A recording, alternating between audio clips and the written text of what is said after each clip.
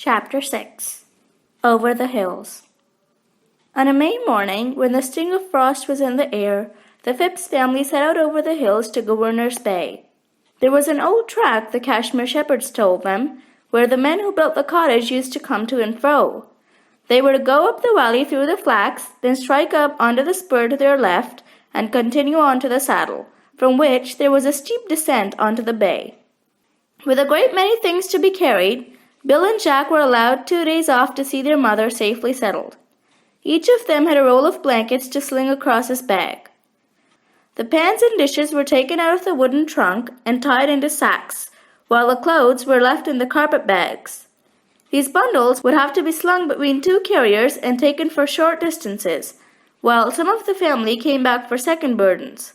However, the distance did not seem very long, 7 or 8 miles, and they had a whole day before them. "Am I to have a bag of my own?" asked Jim, full of excitement. "I shall make you a Dick Whittington bundle," said his mother. Mrs. Phipps folded her brown shawl into a small square, placed Jim's clothes in the center, and knotted the corners over the fork of a smooth stick. Jim poked his koala bear in so that it looked out of the top, shouldered the bundle gaily, and marched up and down the barracks singing, "Turn again, Whittington, Lord Mayor of London, don, don, ding dong, ding dong." "Turn again," teased Archie. "You won't get over the top if you keep turning back." "We must make new words," said Mrs. Phipps. "How will this be? Go ahead, Whittington, over to Littleton, find you a home." "It isn't Littleton, it's Governor's Bay," said Jack. "We should sing halfway to Littleton." "Ding dong," chimed Emma, who liked that line of the song too well to part with it. She shouldered her rag doll BB and marched around too, to show that she carried her share. They set off, still singing cheerfully.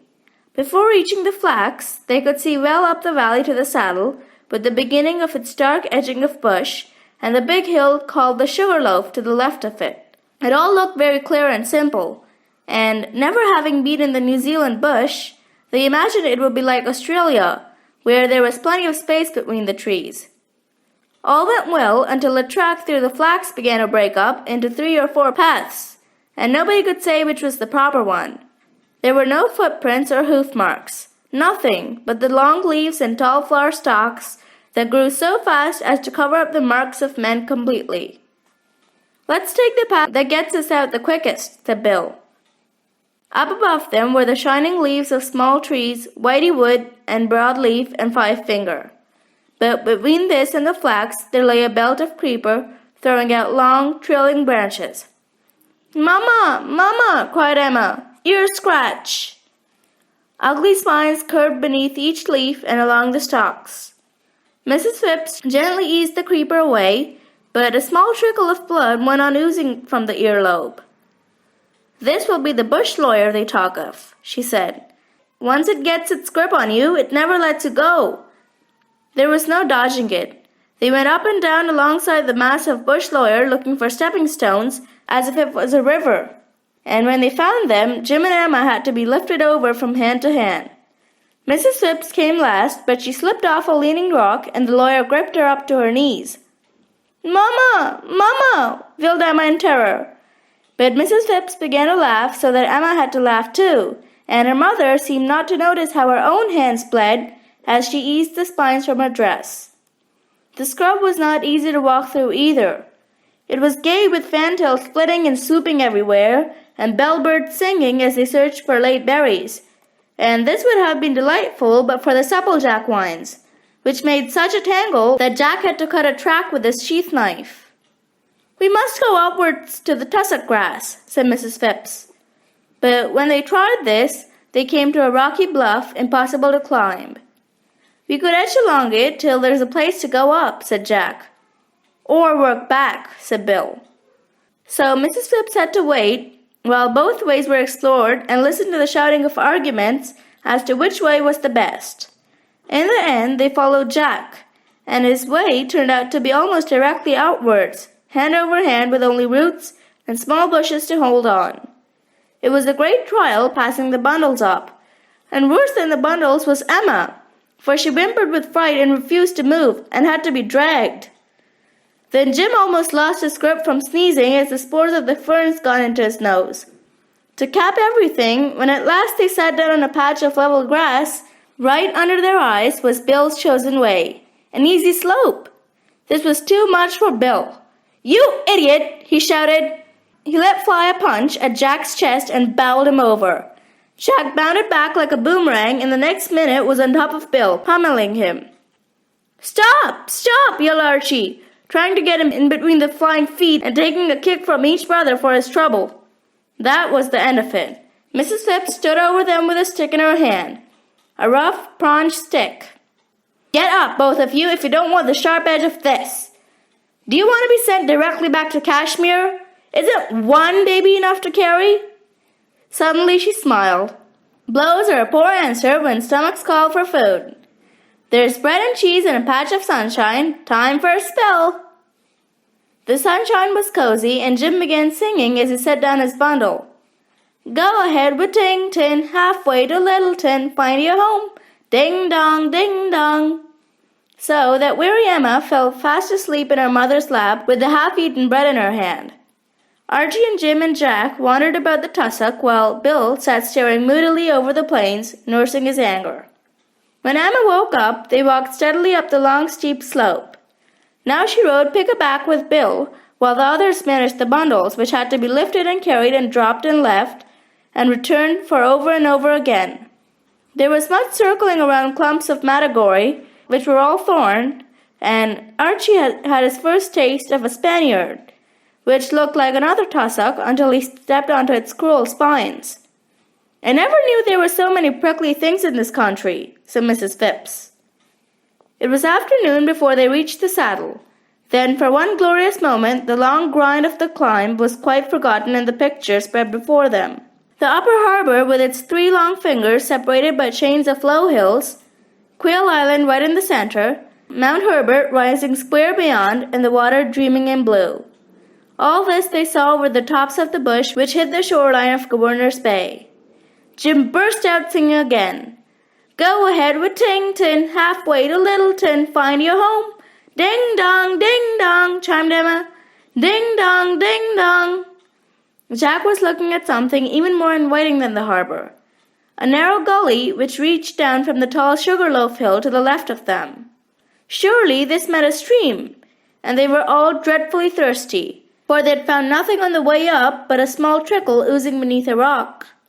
He led the way down into the bush, but this was the southerly and shaded face of the hills, a wet mass of rocks and logs and ferns and supplejacks, so that it was a long time before the gully leveled slightly and water could be seen shining under a thicket of soft green bushes. Emma slid from Bill's back and put out her hand for a drink. Next moment she was screaming, "Mama! Mama! It bit me!" "Little goose! It bit you, did it?" Bill couldn't resist a laugh, but the smile on his face quickly straightened when it bit him too.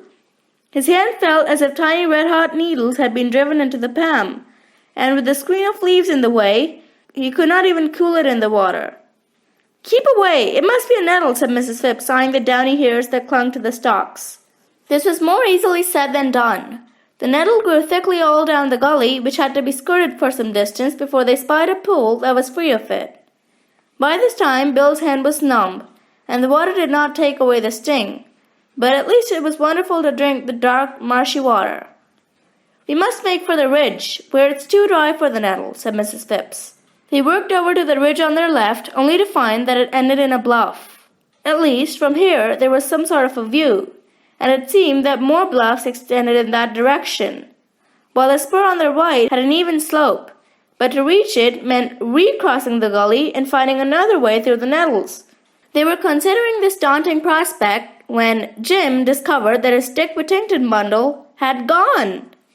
"My koala! My koala!" he wailed. "Your koala? All your clothes are in that bundle," said his mother sharply. "Where did you drop it?" demanded Bill. "Did you put it down to have a drink?" Jack added. Jim had no idea, but only sat sobbing for his lost koala. "You must all go and look," said Mrs. Phipps firmly to the boys. "Let him look," growled Jack. "I'd like to spank him, I would." "How could we find it?" said Archie in a low voice. Since leaving the saddle, he had hardly said anything, and now he looked up with eyes like a beaten puppy's, almost exhausted. "If we could find it, Mother," said Bill sensibly, "how would we find you again?" Mrs. Phipps considered this for a moment and looked at Archie's very face and listened to Jim's sobs with the addition now of a frightened whimper from Emma. "We will all go together," she said gently. "Let me go first," said Jack. "I'll find the places where I cut this applejack. It'll be easy." But it was not easy. Everything looked different from the opposite direction, and the children kept arguing wearily whether they'd passed this stump or that stone, making wrong turns and having to come back again. Only the knife cuts were a sure guide, and in the end they did come back to the drinking pool to see the bundle sitting safely on a stone with the koala's head peeping johnily out. This cheered everyone a little, and also they were ready for another drink of water. "Go ahead with Tington, halfway to Littleton, find you a home," sang Mrs. Phipps. Nobody else joined in, not even Jim. He would sooner have lain down to sleep. They worked across to the spur on the right, slowly descending. The birds were out for their afternoon feeding. On the ground were the saddlebacks and a pair of the orange-wattled crow, while friendly tomtits and brown bush robins chattered from the low branches to cheer Archie up and to make Emma laugh. It seemed now that only a short distance remained, as the bush dwindled and they came out into a patch of bracken fern. Low-growing at first, the fern became a little taller as they went on, and unexpectedly they found themselves surrounded by wiry stalks that reached right above their heads. "Let me go first and smash it down," said Bill. The numbness in his hand was wearing off, but still it was easier to use his elbows. Soon he had to do more, to fling his whole length forward and open a path. Again and again he did this, and when he grew tired, Jack took a turn. They inched their way along, dragging or passing their bundles and bags along the narrow track, scraping their skin and leaving more tatters on their clothes than they dared to notice. To fall in the springy fern was to want to lie there and sleep, but the sun was already cut off by the hills, and the chill of the coming night was sharp on their faces. Archie was silent, Jim was sneezing from the dust, and Emma clung so tightly to her mother's arms that her fingers went white. They had no idea whether they were going deeper into the fern or coming out of it, or in which direction they ought to go. "Mother," whispered Jack, "what shall we do if we can't get out?" This was the very question she was asking herself, but she would not alarm anyone by admitting it. "We shall go on till we do," she whispered back, and then loudly, in a cheery voice, "Shall we stop a while and see what's left in the lunch bag?" A small nest was rolled in the fern and the billy opened for its bread and cheese. Archie took a bite on the dry cheese and broke his silence. "I can't eat it. I'm thirsty. I want a drink." "Dink, dink," cried Emma. "Soon there'll be water. Here's bread, Emma." "I'm cold," she whimpered. "Oh, yes, it gives me the shivers," said Jack. Mrs. Phipps rounded on him, speaking softly but bluntly. "You boys must say nothing about our discomforts. Nothing at all. Do you hear? Can't you see how they'll begin, the little ones? We must keep our courage up. The fun won't go on forever, and then there's a home. Somewhere to put your foot down." Bill said nothing. He munched his food until the gnawing inside him went away, and then he began again to smash down a path. He came at once to a sort of bank, densely covered with another growth. Tutu. How would they get through that? And if they did, where would it lead? Try this way or that, it was a hopeless puzzle. Overhead the sky was quite grey, and their hands were now stiff with cold. Perhaps this is the moment, thought Mrs. Phipps, in spite of all her determination, when we must bed ourselves down, thirsty and cold as we are. Suddenly, out of the silence came a long, strong sound. "Ow! Ow!" "It's a cow!" cried Archie with the joy of one meeting an old friend. "It's a cow!" "Where there's a cow, there's a farm," said Mrs. Phipps. "Come, we'll call." 1, 2, 3. At the tops of their voices they yelled together, "Cooey! Cooey!" Silence. Not even the cow. Only the first owl from the hillside answered, "More pork! More pork!" Again. Cooey! Cooey! Quite near, but lifted up, a man's voice shouted, Who's there? Where are you? Here! Here! To and fro they called, giving their position, receiving directions. Back there, to the left here. Yes, that'll be right. Then there was a bank, miraculously clear of the fern and the tutu. A man's figure standing on it, dark against the sky, 2 hands outstretched to lift Emma from her mother's arms and to hand the 5 others up, one by one. To the friendly voice was now added the friendly face of a young man. Well, what a time you've had. But you're safe in Governor's Bay. And allow me to introduce myself. I'm John Dyer. We're much obliged, Mr. Dyer, and we're the Phipps family. We're looking for a cob hut that's been left empty. Belonging to Nabob Wilson? Yes. Oh, that's not far away. Hurrah! Hurrah! Hurrah! Shouted Jack, and he spun around on his toes for the sheer joy of it. Hurrah! Cried Bill. I want a drink, said Archie. Do you, young fellow? How about fresh milk and hot cocoa? Leave your things here. We'll go down to my house. He hoisted Archie onto his back and strode off down the familiar path. Jim clung tight to his Dick Whittington bundle and tried to sing. But somehow the tune had come unstuck from the words. As for Emma, she lay across her mother's shoulder as if she were already asleep. But the next moment she jerked upright and pointed. Look! Look! It was the most beautiful sight in all the world. A candle shining in a window. End of chapter 6.